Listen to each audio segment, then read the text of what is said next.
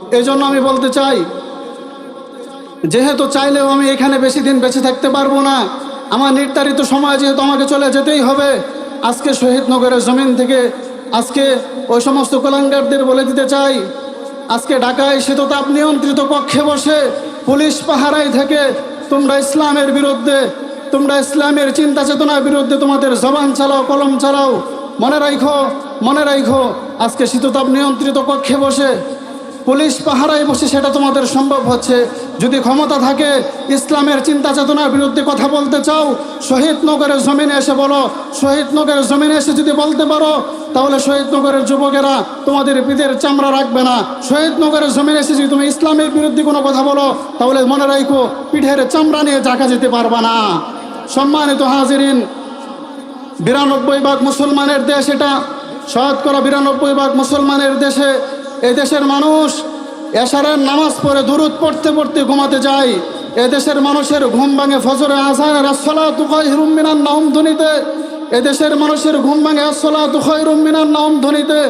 এদেশে তুমি ইসলামী চিন্তা চেতনার বিরুদ্ধে কথা বলবা, এদেশে উলামা বিদ্বেষী থাকবা, এদেশে ইসলাম নিয়ে তুমি কটু কথা বলবা, আমাদের প্রিয় হাবিব রাসূল আকরাম সাল্লাল্লাহু আলাইহি সাল্লামের শানে তুমি গোস্তাকি করবা, একটা বাঁকা শব্দ উচ্চারণ করবা, শহীদনগরের যুবকেরা তা সহ্য করবে না। আজকের এই আয়োজন প্রমাণ করে, আজকের এত সুন্দর আয়োজন প্রমাণ করে শহীদনগরের যুবক ভাইয়েরা ইসলামের প্রতি বড় অ্যাক্টিভ। তাকে গালি দাও, শহীদনগরের যুবক ভাইকে গালি দাও, সে সহ্য করবে। তুমি তার বাবাকে গালি দাও, সে ধৈর্য ধারণ করবে। কিন্তু আমার নবীকে নিয়ে, আমার ইসলাম নিয়ে, আমার কোরআন নিয়ে একটা কটু কথা বলবা, এটা আমার শহীদনগরের যুবক ভাইয়েরা বরদাস্ত করবে না। ঠিক কিনা বলেন? লিকুল্লি উম্মাতিন আজাল ফাইদা জাআ আজালুহুম লা ইস্তাখিরুনা সাআতাও ওয়া লা ইস্তাকদিমুন। আল্লাহ তাআলা বলেন, ও দুনিয়ার মানুষ শোনো, দুনিয়াতে তোমরা যখন কোনো কিছু বানাও, যে জিনিস আবিষ্কার করে সে ওই জিনিসের মেয়াদটা খুব সুন্দর বলে দিতে পারে। যেরকমভাবে আজকের এই প্যান্ডেলটা যারা তৈরি করছে তাদেরকে জিজ্ঞেস করলে তারা বলে দিবে যে এই প্যান্ডেলটা এত ঘন্টা তারা মোটামুটি ভালো টিকসই হবে, এরপরে এটা নর্মাল হয়ে যাবে, নরবরে হয়ে যাবে। ঠিক যে রাজমিস্ত্রিকে আপনি জিজ্ঞেস করবেন, রাজমিস্ত্রি যে বিল্ডিংটা তৈরি করছে, ওই রাজমিস্ত্রিকে যদি আপনি জিজ্ঞেস করেন, ও ভাই তুমি যে বিল্ডিংটা তৈরি করলে এই বিল্ডিংটা কত বছরে টিকবে, ওই রাজমিস্ত্রি সাথে সাথে বলে দিতে পারবে যে আমি এই বিল্ডিংটা এরকমভাবে তৈরি করছি, এই বিল্ডিংটা টিকসই এত বছর হবে। ঠিক তেমনিভাবে আপনি যদি কোনো কাঠমিস্ত্রিকে জিজ্ঞেস করেন, ও ভাই তুমি যে ফার্নিচারগুলো বানাইলা, তোমার এই ফার্নিচারগুলো কত বছরে টিকবে, এটার রঙগুলো কতদিন চাকচিক্য থাকবে, ওই ফার্নিচার বানানোওয়ালা এটার মেয়াদ বলে দিতে পারবে। ঠিক তেমনিভাবেই আজকে আমরা দুনিয়াতে দেখি যে সমস্ত কোম্পানি যে সমস্ত প্রোডাক্ট তৈরি করে, প্রোডাক্টের গায়ের মধ্যে তারা সিল মেরে দেয় যে এটার মেয়াদ এতদিন। মেয়াদ শেষ হওয়ার পরে এটা আর ব্যবহারের যোগ্য থাকে না। আল্লাহ পাক রব্বুল আলামিন আমাকে আপনাকে সৃষ্টি করে আল্লাহ তাআলা কোরআন পাকের মধ্যে ঘোষণা দিয়ে দিলেন, ইউরিদুল্লাহু আন ইউখাফফিফা আনকুম ওয়া খুলিকাল ইনসানু দাঈফা। আল্লাহ তাআলা বলেন, ও মানুষ শোনো, আমি তোমাদেরকে সৃষ্টি করেছি, আমি আল্লাহ তাআলা বলে দিতেছি, ইউরিদুল্লাহু আন ইউখাফফিফা আনকুম ওয়া খুলিকাল ইনসানু দাঈফা। আমি তোমাদেরকে সৃষ্টি করেছি, আমি তোমাদেরকে বলে দিলাম, ঘোষণা দিয়ে দিলাম, শুনে নাও, আমি তোমাদেরকে বড় দুর্বল করে সৃষ্টি করেছি। কতটা দুর্বল আল্লাহ তাআলা বলেন, লিকুল্লি উম্মাতিন আজাল ফাইদা জাআ আজালুহুম লা ইস্তাখিরুনা সাআতাও ওয়া লা ইস্তাকদিমুন। এতটা দুর্বল করে আমি তোমাকে সৃষ্টি করেছি। বান্দা শোনো, তোমার যখন হায়াত শেষ হয়ে যাবে, যখন মেয়াদ শেষ হয়ে যাবে, একটা মুহূর্তেও এদিক সেদিক হবে না, একটা মুহূর্তেও এদিক সেদিক হবে না। তুমি যত বড় বাদশাহী থাকো না কেন, তুমি যত বড় ক্ষমতার মালিক হও না কেন, তুমি যত বড় বাড়ির মালিক হও না কেন, তুমি যত দামি গাড়ির মালিক হও না কেন, যত ক্ষমতাওয়ালা হও, যত টাকাওয়ালা হও, মনে রাখো তোমার মেয়াদ শেষ হওয়ার সাথে সাথে, তোমার হায়াত শেষ হওয়ার সাথে সাথে তোমাকে কিন্তু আমার ডাকে সাড়া দিতে হবে। এই জন্যে বাদশাহ জুলকারনাইনের ব্যাপারে বলা হয়েছে, ঘটনা আছে, সবাই জানে মোটামুটি কত বড় বাদশাহ ছিলেন উনি। এই বাদশাহ জুলকারনাইন মারা যাওয়ার আগে উনি ওনার সন্তানদেরকে নসিহত করতেছেন, ও আমার সন্তানেরা ওসিয়ত করতেছেন যে আমার সন্তানেরা শোনো, আমি তোমাদেরকে একটা ওসিয়ত করি। বলে কি বাবা বলেন? বলে আমি যখন মারা যাব, আমি মারা যাওয়ার পর আমাকে দাফন করবা, আমাকে দাফন করার আগে আমাকে যখন কাফন করবা, ওই কাফন করার পর আমার দুইটা হাত কাফনের বাহিরে বের করবা, কাফনের বাহিরে বের করে পুরো এরিয়াটা একটা চক্কর দিবা, রাউন্ড দিবা, যেন মানুষ বুঝতে পারে। কি বুঝতে পারবে? বলে মানুষ যেন এটা বুঝতে পারে আমি বাদশাহ জুলকারনাইন, এত বড় বাদশাহ থাকা সত্ত্বেও আজকে আমি কবরে যাইতেছি খালি হাত কবরে যাইতেছি, কোনো কিছু নিয়ে যেতে পারি নাই। ওমের মোহতারাম ভাই, দুস্থ বুজুর্গ বলেন, আজকে আমরা যারা এখানে আসছি বা মাইকের আওয়াজ যতদূর পর্যন্ত যাইতেছে, আজকে কত মানুষ আমরা আমাদের নিজের হাতে আমাদের বাবার লাশটা কবরে রেখে চলে আসছি। আজকে যেই বাবা ঈদে নতুন কাপড় নিত না, কিন্তু আমাদেরকে নতুন কাপড় না দিয়ে থাকতো না, যেই জনম দুঃখিনী মায়ের লাশটা আমি কবরে রেখে চলে আসছি, সেই জনম দুঃখিনী মা আমাকে জন্ম দিতে গিয়ে কত কষ্ট সহ্য করেছে এবং আমাকে লালন পালন করতে গিয়ে কত কত কষ্ট সহ্য করেছে। এরপরেও আমার এই হাতে আমি আমার মাকে মাত্র 3 টুকরা 5 টুকরা কাপড়ে রেখে চলে আসছি। আজকে শীতের দিনে আমি যে বিছানায় শুইতে যাই, তুষক না হয় জাজিম লাগে, আমার উপরে লেপ না হয় কম্বল দেওয়া লাগে, কিন্তু আমার মাকে আমার বাবাকে যে 3 টুকরা 5 টুকরা কাপড়ের কাপড় দিয়ে কবরে রেখে আসলাম, না জানি তারা কোন অবস্থায় আছে।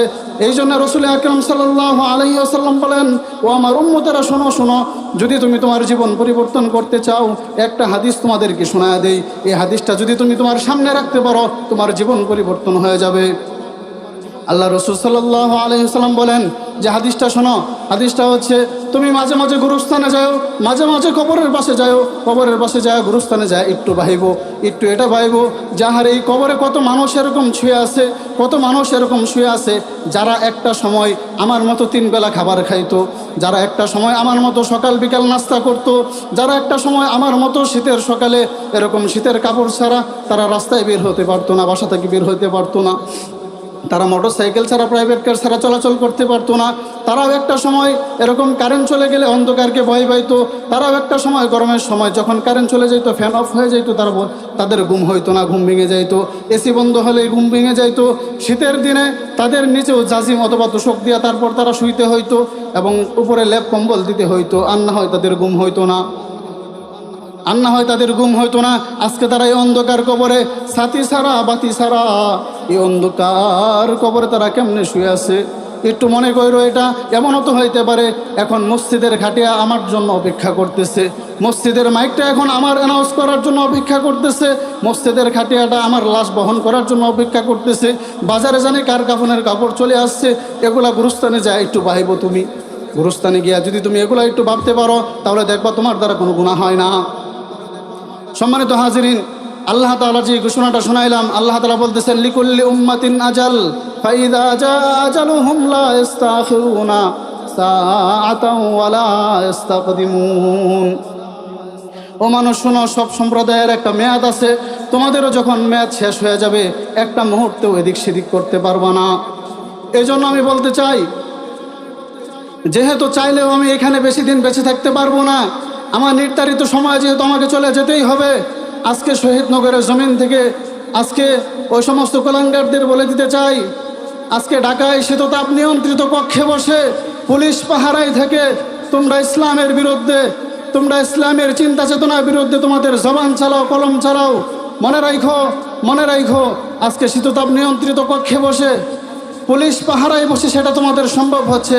যদি ক্ষমতা থাকে, ইসলামের চিন্তা চেতনার বিরুদ্ধে কথা বলতে চাও, শহীদনগরের জমিনে এসে বলো। শহীদনগরের জমিনে এসে যদি বলতে পারো, তাহলে শহীদনগরের যুবকেরা তোমাদের পিঠের চামড়া রাখবে না। শহীদনগরের জমিনে এসে যদি তুমি ইসলামের বিরুদ্ধে কোনো কথা বলো, তাহলে মনে রাখো পিঠের চামড়া নিয়ে জায়গা যেতে পারবা না। সম্মানিত হাজিরিন, 92 ভাগ মুসলমানের দেশ এটা, শতকরা 92 ভাগ মুসলমানের দেশে, এই দেশের মানুষ এশারের নামাজ পড়ে দুরূদ পড়তে পড়তে ঘুমাতে যায়।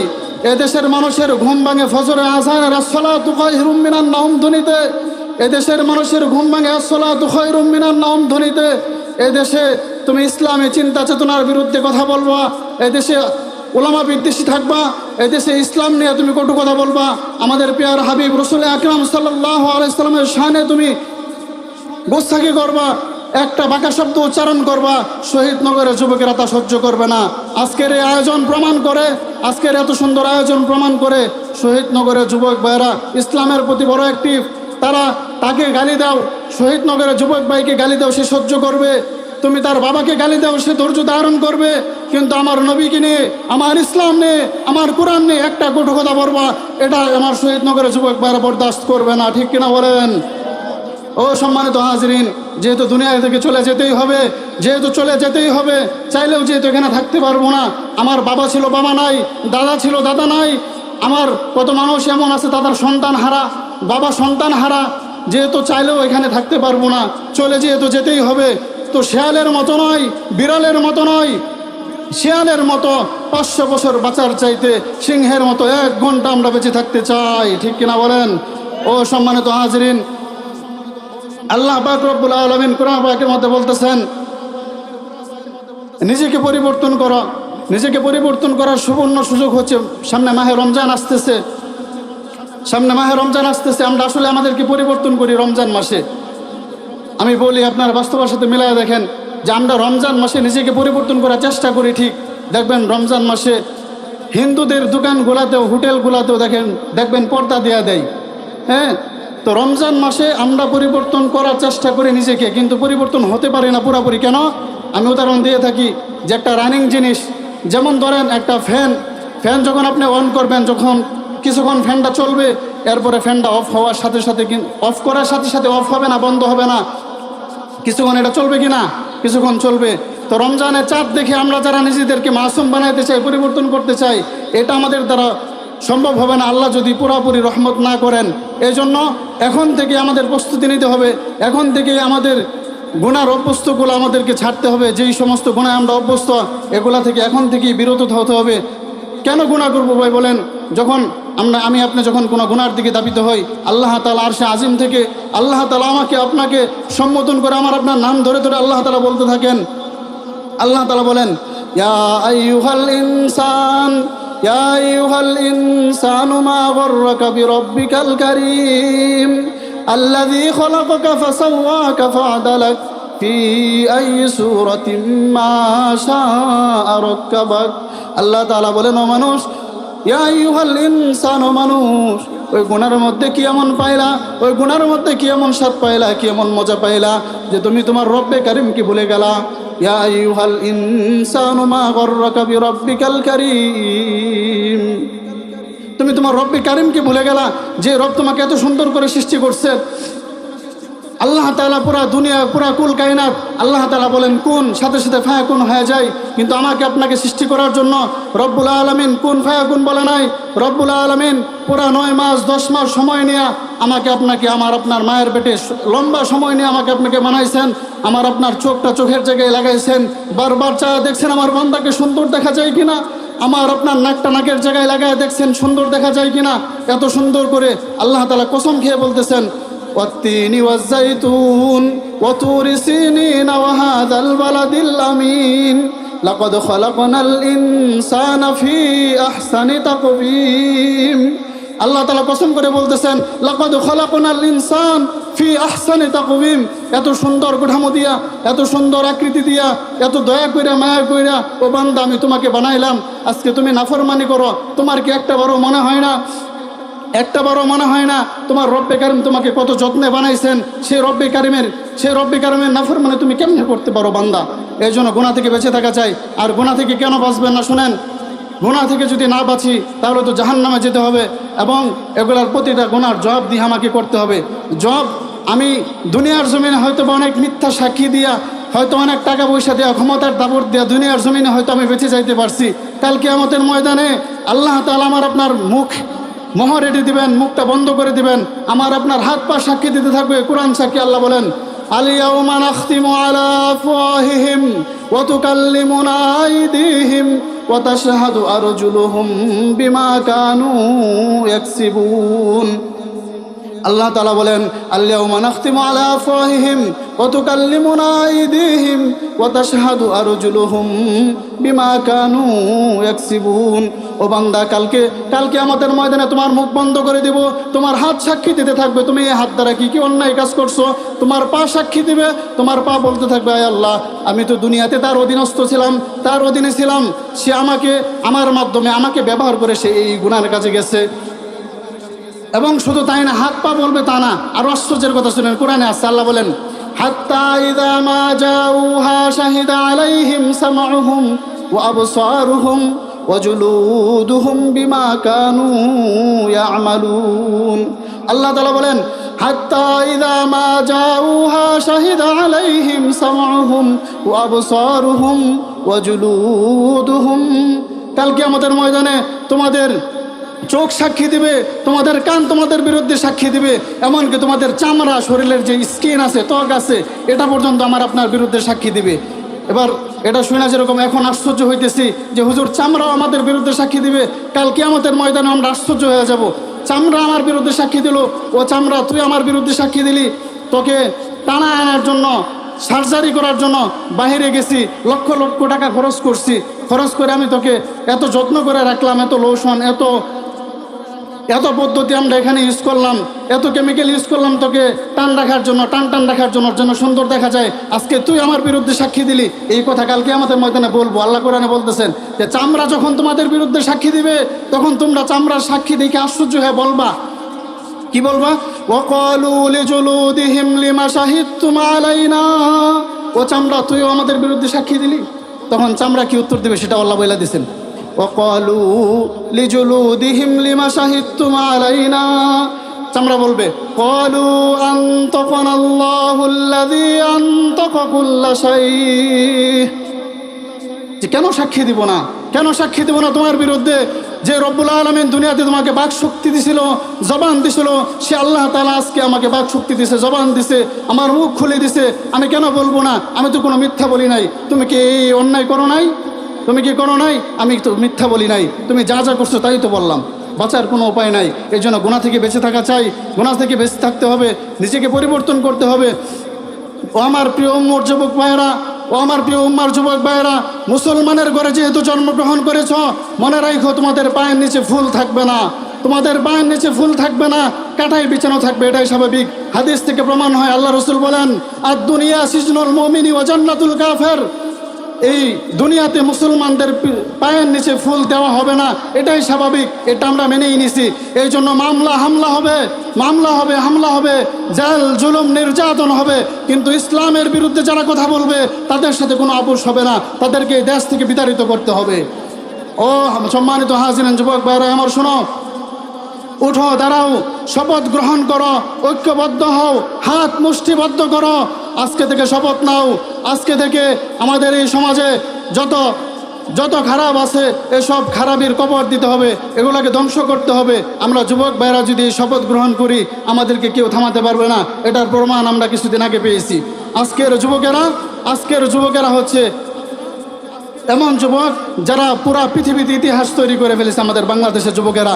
এই জন্য আমি শহীদনগরের যুবক ভাইদেরকে মেসেজ দিতে চাই, ও যুবক ভাইরা শোনো, আমার শহীদনগরের কলিজার টুকরা যুবক ভাইরা শোনো, তুমি আগামীর আবু সাঈদ, তুমি আগামীর মুগ্ধ। এই জন্য শপথ গ্রহণ করো, আজকে থেকে তুমি ইসলামের জন্য তোমাকে বিলীন করে দাও, আজকে থেকে ইসলামের জন্য বিলীন করে দাও, হয়তো শরিয়াত নয়তো শাহাদাত, নিজেকে ইসলামের জন্য বিলীন করে দাও ইনশাআল্লাহ। कवि बोलते मिटा दो अपना हस्ती को अगर कुछ मर्तबा चाहो, मिटा दो अपना हस्ती को अगर कुछ मर्तबा चाहो, के दाना खाक में मिलकर गुले गुलजार होता है। कवि बोलते मिटा दो अपना हस्ती को अगर कुछ मर्तबा चाहो, যদি কিছু পেতে চাও, যদি আল্লাহ তাআলার ভালোবাসা পেতে চাও, যদি জান্নাত পেতে চাও, যদি মর্তবা পেতে চাও, মিটা দো আপনা হাস্তি কো, তুমি তোমার অস্তিত্বকে বিলীন করে দাও। উদাহরণ দিয়ে শেষ করে দিচ্ছি। যেমন ধরেন একটা বীজ, কথার কথা কাঁঠাল গাছের বীজ, কাঁঠালের একটা বীজ যদি আপনি জমিনে রাখেন, এরপরে ওই বীজ যদি বলে যে আমি জাতীয় ফলের বীজ, আমি জাতীয় ফলের বীজ,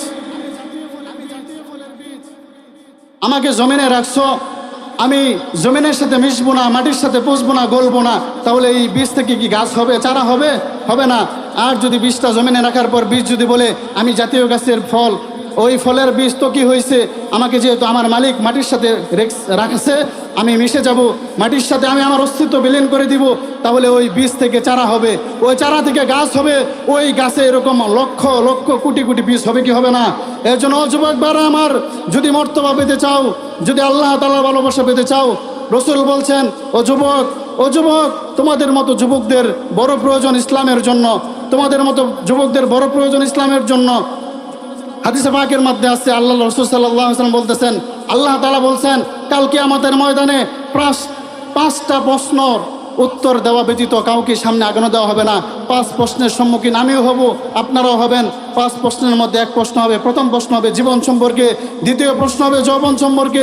বলে জীবনের ভিতরে তো যৌবন আছে স্পেশাল, আবার যৌবন সম্পর্কে কেন প্রশ্ন করবেন? বলে যৌবনটা স্পেশাল সম্পদ, এই সম্পদ একবার হারায় গেলে আর ফিরে পাওয়া যায় না। এই জন্য জীবন সম্পর্কে প্রশ্ন তো করবই, এরপর আবার যৌবন সম্পর্কে প্রশ্ন করব। হযরত আশরাফ আলী থানভী ওনার এক কিতাবে বলতেছেন, ছোট্ট কথা বলে শেষ করে দিচ্ছি। উনি বলেন যে একবার এক বৃদ্ধ লোক বার্ধক্যের কারণে গোঁজা হয়ে গেছে, বাঁকা হয়ে গেছে, বুঝতেছেন তো? এক বৃদ্ধ লোক বার্ধক্যের কারণে গোঁজা হয়ে গেছে, বাঁকা হয়ে গেছে। তো সে তার বাড়ির সামনে দিয়ে হাঁটতেছে এবং তার নাতি দেখে ঠাট্টা করে তাকে বলতেছে যে, ও দাদা তোমার কি হারাইছে খুঁজতেছো তুমি? ঠাট্টা করে বলতেছে, ওই বাঁকা হয়ে যে হাঁটতেছে, বলতেছে ও দাদা তোমার কি হারাইছে তুমি যে খুঁজতেছো? এবার দাদা ডাক দিয়া বলে, ও নানি, ও নাতি, আমার খুব মূল্যবান একটা সম্পদ হারায় ফেলছে, আমি সেটা খুঁজতেছি। এটা শুনে নাতি দৌড়ায় আসছে। আমি তো ঠাট্টা করে বললাম দাদা তো বাঁকা হয়ে আটে, এটা আমি জানি, ঠাট্টা করে বললাম। এবার দাদা দেখি বলে যে আসলে হারাইছে, কি হারাইছে যাই খুঁজে দিয়ে আসি। এবার নাতি আয়সাও খোঁজাখুঁজি শুরু করলো। অনেকক্ষণ খোঁজার পর নাতি দাদাকে জিজ্ঞেস করলো, ও দাদা অনেকক্ষণ ধরে খুঁজতেছি, তুমি আমারও আগে থেকে খুঁজতেছো, কই কোনো কিছু তো পাইলাম না, কি হারাইছো বলো। এবার দাদা বলে, ও নাতি শোনো, আমি এই রাস্তা দিয়া চলাচল করিয়া আমি আমার দামি মূল্যবান সম্পদ যৌবনটা হারায় ফেলেছি। এবার নাতি বলতেছে, ও দাদা এই যৌবন যদি কেউ একবার হারায় তাহলে তো আর ফিরে পায় না। এবার দাদা বলে, ও নাতি আমিও জানি এই যৌবন একবার হারাইলে আর ফিরে পাওয়া যায় না। বলে তাহলে কেন খুঁজতেছ? বলে এই জন্য খুঁজতেছি, আমি তো হারাই ফেলছি, যেন যাদের যৌবন আছে তারা যেন মূল্যায়ন করে, তারা যেন এটাকে এমনি হেলাই ফেলাই না হারাই, তারা যেন এটাকে মূল্যায়ন করে, এটাকে যেন তারা মূল্যায়ন করে। ও শহীদনগরের যুবক ভাইরা আমার, তোমার যৌবনকে ইসলামের জন্য তুমি উৎসর্গ করে দাও। তোমার যৌবনকাল এটার বিষয়ে তোমাকে কালকে আমাদের মধ্যে স্পেশাল প্রশ্ন করা হবে। তখন তুমি বলতে পারবে, আয় আল্লাহ আমি যৌবনকালটা তোমার ইসলামের জন্য, তোমার দ্বীনের জন্য কোরবান করে দিছিলাম। কেন কোরবান করবো না বলেন? আমাদের আত্মপরিচয়। এক লোক অহংকারের সাথে রাস্তা দিয়ে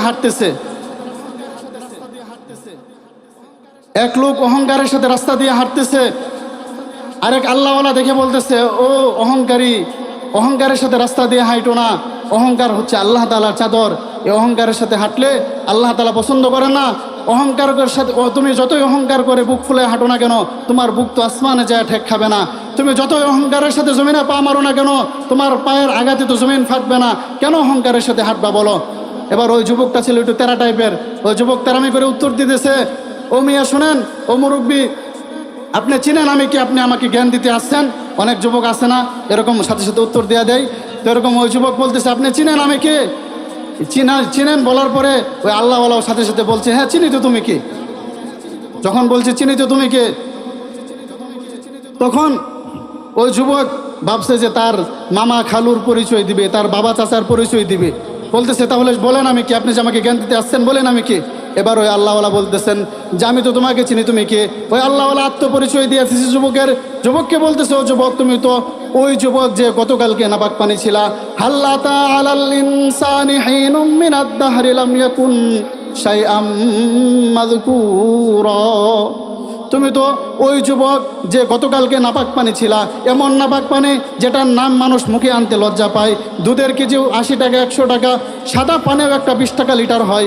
কিন্তু তুমি গতকালকে এমন নাপাক পানি ছিলা যে পানির নাম মানুষ মুখে আনতে লজ্জা পায়, যেই নাপাক পানিটা মানুষ বাজারে মাংনা বিক্রি করতে গেলেও মানুষকে দূর দূর করে তাড়াবে, এমন নাপাক পানি তুমি গতকালকে ছিলা।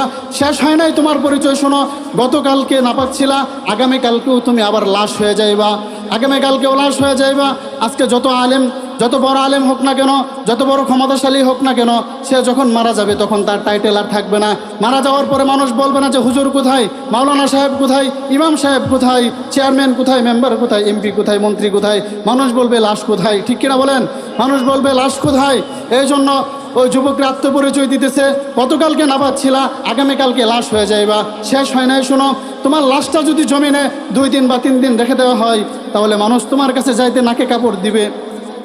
এবং আজকে যে তুমি দুনিয়াতে চলতেছ, এখনও তোমার পেটের ভিতরে, তোমার শরীরের ভিতরে কয়েক কেজি নাপাক নিয়ে, দুর্গন্ধ নিয়ে তুমি চলতেছ। তুমি তো ওই যুবক, আবার অহংকার করো। এবার তো যুবক বুঝে গেছে, হারে এটা তো আমার আত্মপরিচয় বলে দিছে, এটা তো আমাদের সবারই আত্মপরিচয়, এটা না? গতকালকে নাপাক ছিলাম, আগামীকালকে আবার লাশ হয়ে যাব, আজকে নাপাক নিয়ে চলতেছি, কেন অহংকার থাকবে, কেন গুনাহ করব? যেহেতু আমাদেরকে দুনিয়া থেকে চলে যেতেই হবে, নিজেকে পরিবর্তন করার এখন একটা সুযোগ। হ্যাঁ, শাবান মাস চলতেছে, সামনে রমজান মাস আসতেছে, নিজেকে পরিবর্তন করব। যদি নিজেকে পরিবর্তন করে পুরো রমজানের ফায়দা হাসিল করতে পারি, রমজান